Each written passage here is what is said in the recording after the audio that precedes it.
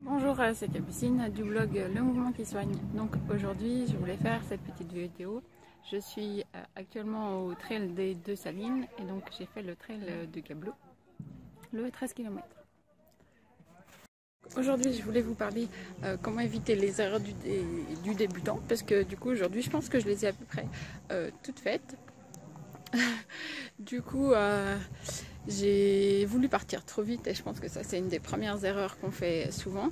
Du coup je me suis retrouvée avec un point de côté assez rapidement et du coup j'étais obligée de ralentir derrière. Donc c'est vrai que même après des années de compétition, même si c'était pas bon, le même type de course, la course d'orientation c'est quand même très différent du trail, mais malgré un petit peu d'expérience, ben, je me suis retrouvée à partir trop vite et avoir des points de côté. Donc voilà, première chose.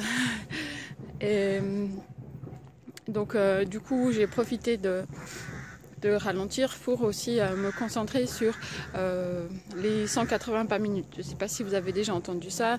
Il y a eu des études et plus on se rapproche des 180 pas par minute et moins on a de risque de blessure.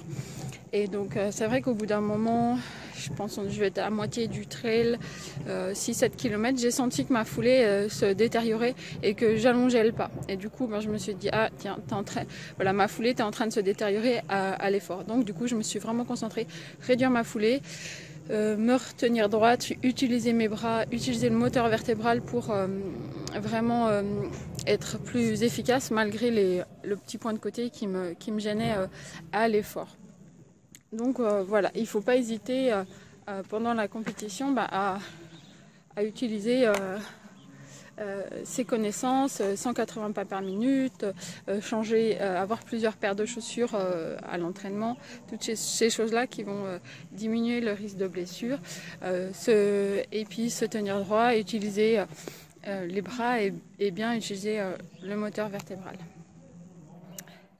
Donc finalement pour mes 13 km je mets 1h16 je crois et 4e senior. Voilà, donc c'est pas si mal même si sur le coup ça m'a paru très dur très dur. J'étais obligée de marcher et en fait pour éviter d'avoir le point j'étais obligée de respirer et puis de maintenir une allure assez basse et du coup j'en ai profité pour ramasser des déchets et parce que j'avais entendu, j'ai un collègue ostéopathe qui a fait un site qui s'appelle One Waste One Run, donc une course un déchet et du coup j'ai trouvé vraiment l'idée super sympa et donc maintenant je mets en pratique. Donc à chaque fois que je vais courir je ramasse les déchets que je mets dans la poubelle, je fais ma part, mon petit colibri en fait et du coup voilà, quitte à faire, j'ai profité de ce trail pour faire en fait plein d'autres choses.